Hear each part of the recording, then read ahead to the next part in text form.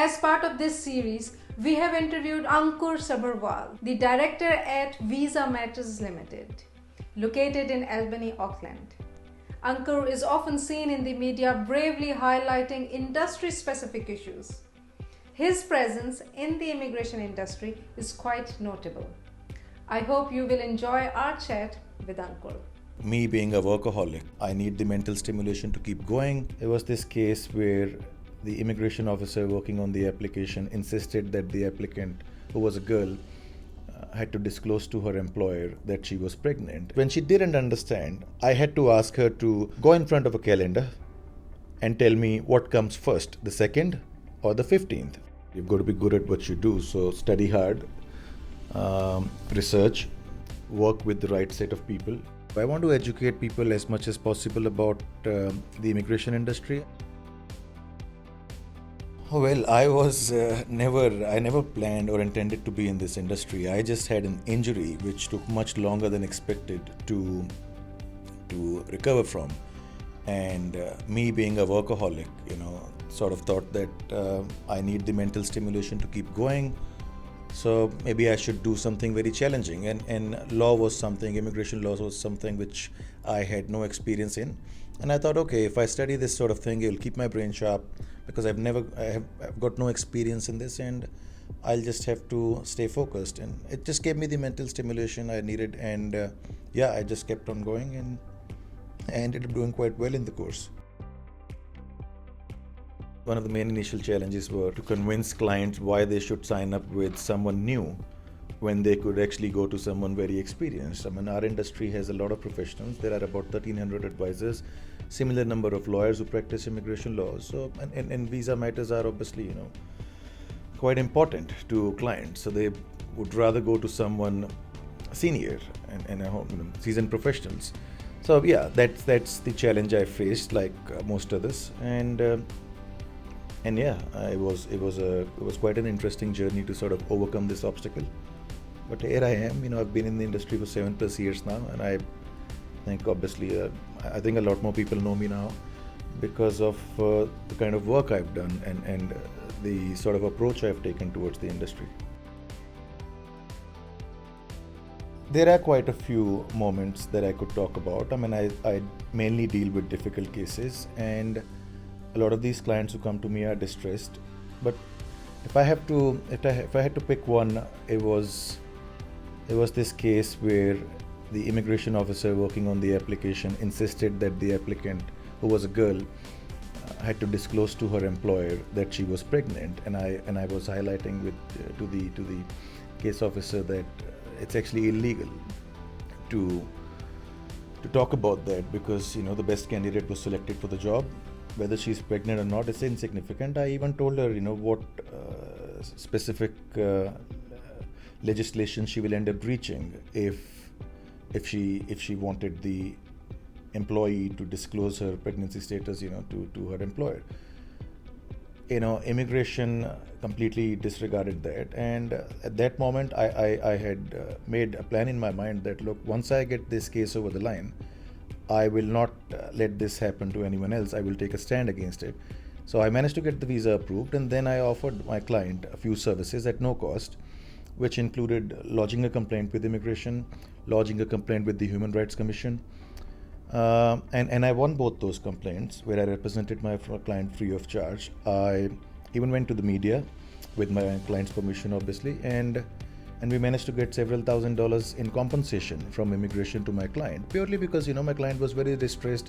She was pregnant, she basically lost her appetite, and I was just feeling very bad that here is this person in one of the world's most fairest countries. We are considered to be one of the most honest countries in the world, and here there's a government employee who just completely disregards the legislative framework and just wants to go ahead with whatever she thinks is right.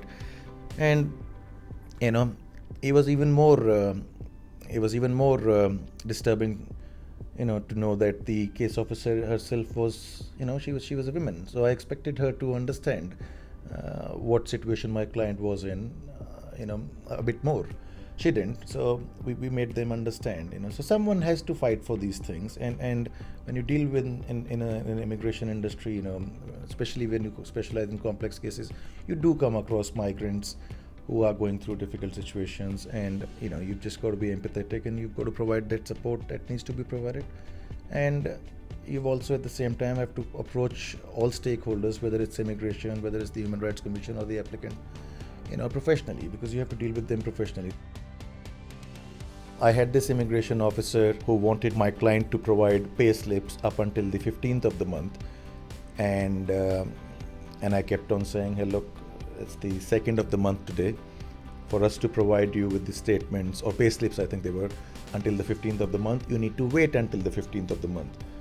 And the officer kept coming back and saying that that's fine, but can you provide statements up until the 15th of the month? And I said a couple of times, I said, look, you have to wait until the 15th. It's only the 2nd of the month. But when she didn't understand, I had to ask her to go in front of a calendar and tell me what comes first, the 2nd or the 15th. And she told me the 2nd comes first. And I said, exactly my point. So you have to wait a few more days for my client to be able to provide those statements. So I thought that was quite funny. Look, first and foremost, you've obviously got to be competent. You've got to be good at what you do. So study hard, research, work with the right set of people. These are the prerequisites to run, a successful law firm. But then, your knowledge in the immigration space is one thing, and running an immigration practice as a business owner, you just have to think very differently. So I think it's quite important to use the right systems. So we use a CRM, we use Easy Migrate. We've been using it. In fact, I've been using it since my immigration law school days. So since 2016, I think. So yeah, use the right CRMs, use other, technology related, assistance as much as possible. So whether it's, we've recently started using this thing called Knock Knock. So when customers, when clients, they come to our website, they're offered the option to talk to an available licensed immigration advisor then and there. It could be through chat, it could be a phone call, or it could be a video call.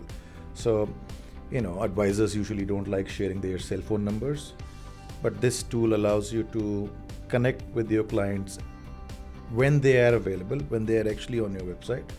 And you could not only talk to them, just like you would talk to them on a phone, you could actually do a video call. It's like a video conference.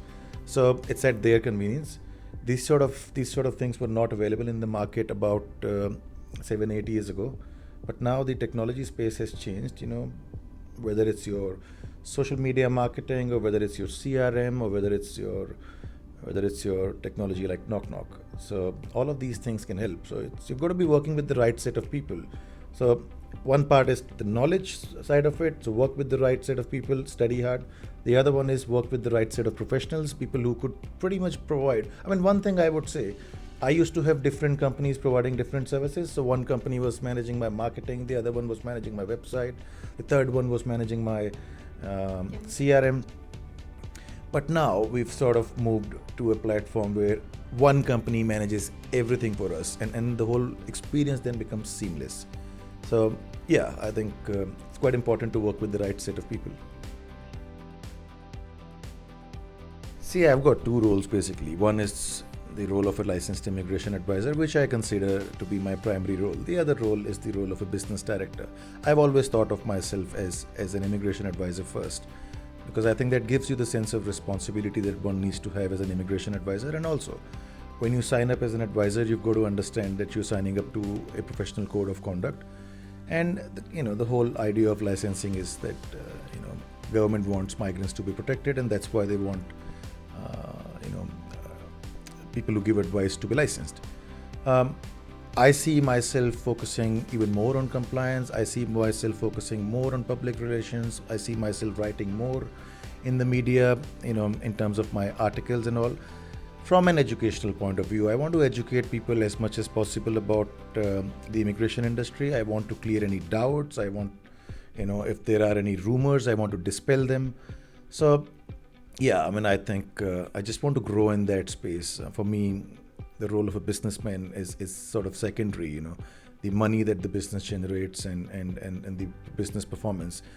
All of that is a byproduct of what I do as an advisor and how I position myself and how I help migrants. So, yeah, I would like to do more of the educational stuff, and that's my way of giving back to the society. It's the experience one has in the industry, it's the profile of the advisor, it's their customer reviews. Go out there, read their reviews on Facebook and Google. If you can find reviews on Google or Facebook, you can connect with their previous clients and get feedback from them directly. You can connect with them on Facebook, for example. See what's the public profile of the advisor, if they have one. Are they doing anything? Are they considered a subject matter expert in their field? What kind of cases they specialize in? And also, a lot of people don't know, but you could go out there when you are searching for an advisor and you can search for complaints against the advisors. If there is a complaint that has been upheld against an advisor, you've got to go out there and read why and what was the advisor's response. Some advisors will genuinely pick their hand up and say, look, I made a mistake. I run a very busy practice. I made a mistake. I will put systems in place to ensure it doesn't happen. Whereas others are quite defiant. So you've just got to be careful with those people.